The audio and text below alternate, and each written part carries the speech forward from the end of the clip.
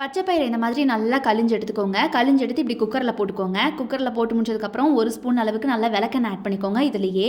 விளக்கெண்ணெய் ஆட் பண்ணி முடிச்சதுக்கப்புறம் 1 பிஞ்ச் அளவுக்கு மஞ்சத்தூள் ஆட் பண்ணிக்கோங்க இதுலேயே. அவ்வளோதான். இந்த 3 பொருளுக்கு அப்புறமா ஒரு தக்காளி அம்மா இங்கே ஆட் பண்ணுறாங்க, வெட்டி போட்டுக்கிறாங்க. உங்களுக்கு வேணும்னா நீங்கள் எப்படி செய்கிறீங்களோ அப்படி ஆட் பண்ணிக்கோங்க. தக்காளி போட்டதுக்கப்புறம் அவ்வளோதான், மூடி போட்டுடலாம். இது ஒரு 6-7 விசில் வர வரைக்கும்.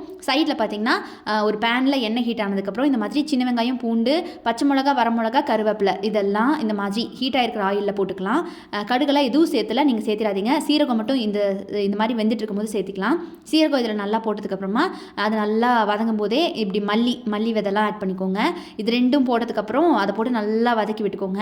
அவ்வளவுதான். இது நல்லா தாளிக்கிற வரைக்கும் வெயிட் பண்ணுங்கள். சைடில் விசில் வந்துட்டுருக்கும். இது எங்கள் பாட்டி காலத்து ரெசிபி, ரொம்ப சிம்பிளாக செஞ்சிடலாம், டேஸ்டியாகவும் இருக்கும். இது நல்லா இந்த மாதிரி தாளிச்சுட்டு இருக்கும்போது சைடில் விசில் வந்திருக்கும் இல்லையா, அதை திறக்கும்போது நல்லா கமகமன் வாசனையாக இருக்கும். அது என்ன ஆவி பறக்குதுன்னு பார்க்காதீங்க, எங்கள் அம்மா தான் கேப்சர் பண்ணியிருக்காங்க. இன்றைக்கி ஷூட் பண்ணது எங்கள் அம்மா தான்.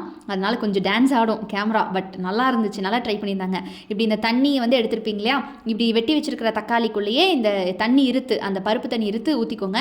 இதில் நம்ம புளி போட்டு கொத்தமல்லி போட்டால் இது வந்து பருப்பு தண்ணி ஆகிடும். இல்லை உங்களுக்கு வேணும்னா ரசமாக கூட இதை வச்சுக்கலாம். இதுதான் பருப்பு தண்ணி ரசம்னு சொல்லுவாங்க.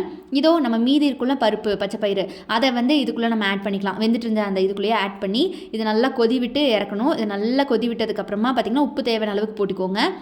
நல்லா இந்த மாதிரி கொதிச்சிடும் போது உப்பு போட்டதுக்கப்புறம் கடைசியாக இந்த மாதிரி கொத்தமல்லி ஆட் பண்ணிக்கலாம். ஸோ இப்படி அரோமாக்கு கொத்தமல்லி ஆட் பண்ணி அடுப்பு ஆஃப் பண்ணிட வேண்டியது தான், முடிஞ்சுது. இதுக்கப்புறம் நீங்கள் இறக்கி வச்சு மத்து இருக்குது இல்லையா, மத்தை வச்சு நல்லா இந்த மாதிரி கடைஞ்சி எடுத்துக்கோங்க. இதுதான் பச்சை பயிறு கடையல். சூப்பராக இருக்கும். இது எங்கள் பாட்டி அடிக்கடி செய்வாங்க. இதோ நம்ம தண்ணி எடுத்து வச்சுருக்கோம்ல, இதில் நான் சொன்ன மாதிரி பருப்பு தண்ணியாக நீங்கள் ஆக்கிக்கிட்டாலும் சரி, இல்லை ரசம் வச்சுக்கிட்டாலும் சரி, இதுதான் வந்து தண்ணி எடுத்து பருப்பு தண்ணி எடுத்து ரசம் வைக்கிறதுன்னு சொல்லுவாங்க. இது செம்ம டேஸ்டியாக இருக்கும், ட்ரை பண்ணி பாருங்கள். முக்கியமாக இதோட ஹோல் வீடியோவும் பார்த்தீங்கன்னா எங்கள் அம்மா தான் ஷூட் பண்ணாங்க. இது அவங்களோட ஃபர்ஸ்ட் எவர் ட்ரை. அதை வந்து பாராட்டலாமே ஃப்ரெண்ட்ஸ் அப்படிங்கிற மாதிரி நல்லா பண்ணியிருந்தாங்க கைஸ்.